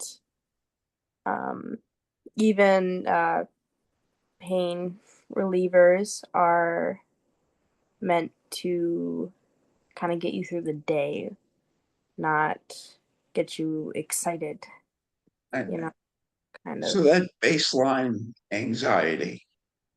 So people who are really anxious Yeah. and might take benzo and feel less anxious. Let's Hmm. say people who never feel anxiety or are just not anxious. What would their baseline anxiety level be? I mean, how would they feel? I Well, mean, how would their stimulation level, how would their mental stimulation level be? I wouldn't know because I have a lot of anxiety. I personally wouldn't know, but I would assume that they would probably mess up the receptors in their head so that when they come back from taking that, because they'll probably take it a couple times because they'll feel even more mellow than they usually do, which will make them feel even kind of happier almost. Uh, Oh, when they come back from that and after long-term use or medium-term use, even short-term use, they will start to form a dependence on it and they'll mess up that natural non-anxiety kind of baseline that they had before, and now they're left with a need, a feel to always want it, which is why it's so hard for addicts to recover. Because a lot of times they are people that are introduced who are perfectly healthy, and don't need any of those substances in the first place. They start taking them, and they do fry the receptors in your brain. Dopamine, serotonin, those are all very important things. And especially as your brain is developing and you are younger, you're impressionable. Those are all very big things that'll play into it. And by the time that you come out of it, which is probably college, you've now messed up your entire brain and you have depression and anxiety and all these different things. And you're sick and you feel like this and this and this and this. But a lot of it can be connected to substance abuse, because it it's a fact. It just, there's like, whether it makes you feel good in the moment or not, at the end of the day, you are frying your brain. And a good example of that is whippets. People do whippets. It makes you feel good for 2 seconds. It is killing your brain cells forever. You're never getting those brain cells back. Um, and in the amount of time that you're killing them. So you're feeling good for those couple seconds, but eventually, like, people's faces, they turn blue and everything. And just because you're inhaling oxygen, helium, to feel something or whatnot, but it's a it's a petty game. Now let's hear Rick's take on that icebreaker. Ooh, Pookie, you say it yeah. best. Either way. How you doing, Rick? Hey, I'm doing good. How you doing? All right. The icebreaker today, I got a couple. One of them is, what's the worst thing you ever been through and how'd you get through it? Oh, what's the do I give a top five? No. I think the actual worst thing was we had a double gas oven. Uh I bought one for my wife when we moved from New Jersey to Kansas. That was her consolation prize. And the so we had a top oven and a bottom one. The bottom one was a larger one. And it broke, so we had it repaired. The repair person put a part in incorrectly. So for the next 10 months, we were slowly getting poisoned with carbon monoxide. And we didn't know why. Randomly, we were feeling like crap. Migraines, passing out, just not feeling good. And doctors couldn't figure out what it was because it was so random. In hindsight, it was every time my wife made a bigger meal, she used a bigger oven, and that's what was causing it. So we were cooking for the church Christmas dinner, and my wife decided she wanted to do most of the cooking, so cooked a bunch of turkeys, cooked a bunch of potatoes. I'm talking like hundreds of potatoes. So the oven was on all day, and she she had called me. I went to work not feeling well, but I was taking off a lot of time at work, so I forced myself to go.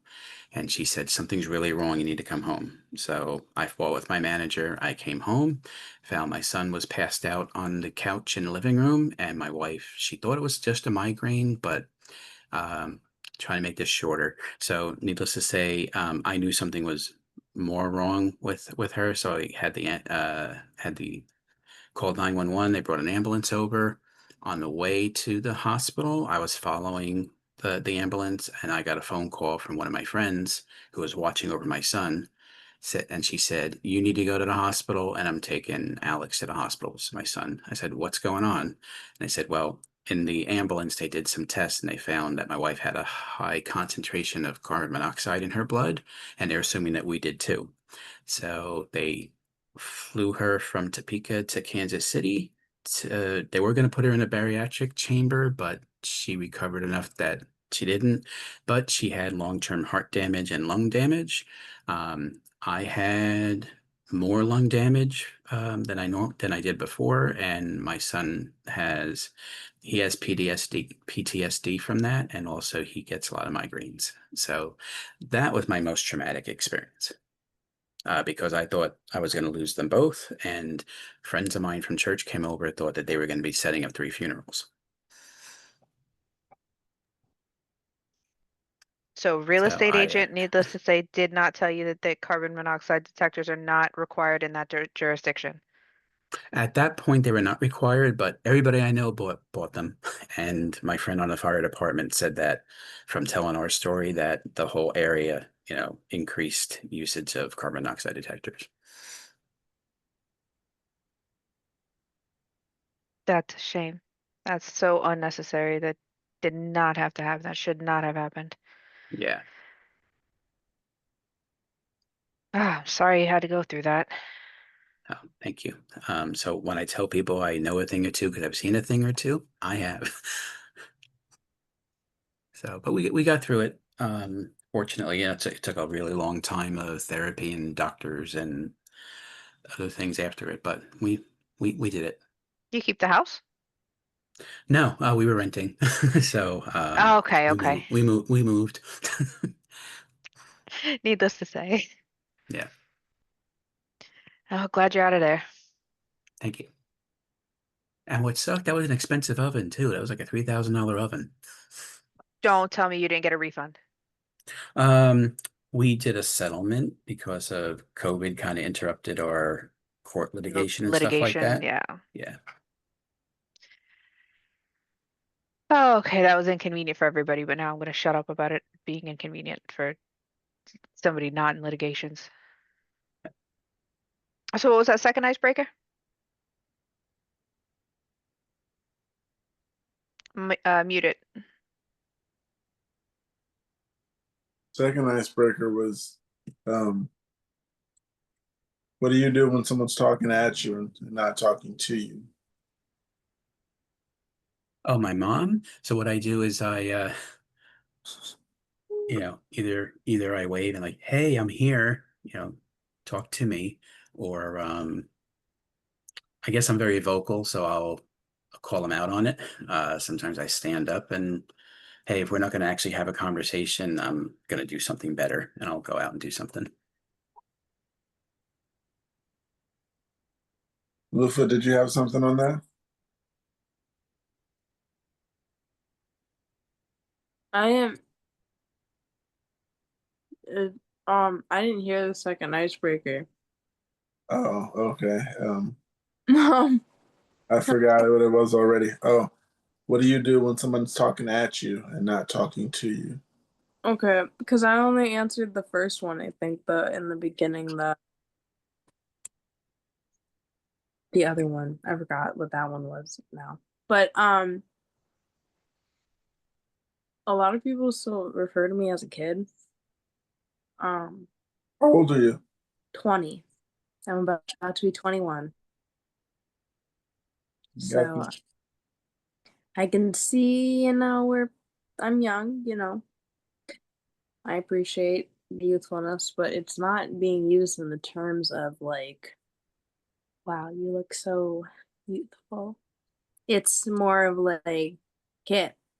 And I'm like adult. Um adult. So I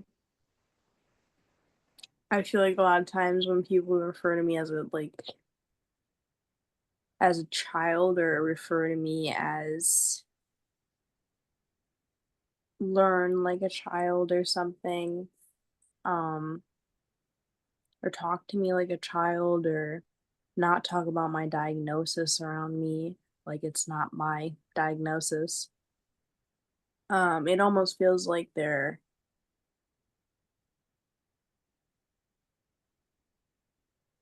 avoiding me while being like aggressive in a sense. And it's like this weird um yeah. Yeah. I actually dyed my hair gray too. So, and I shaved it twice. That's one way to make a point. I've been called an old soul my whole life, but for some reason people still like to be like, where. So that's embracing it for But you. I think it's just because too only In the room. so I think just being the youngest means I'm always the baby of the family, which is fine. Whatever. I'm the favorite grandchild. So say anything. Okay. Kate, I got something here, and it was about Kepra, so I want to ask you because I think you're the only one still taking it, right? Everybody's had their experiences, but yeah, I'm taking 500 milligrams twice a day. Please take your medication as prescribed or whatever works for you. We're not doctors.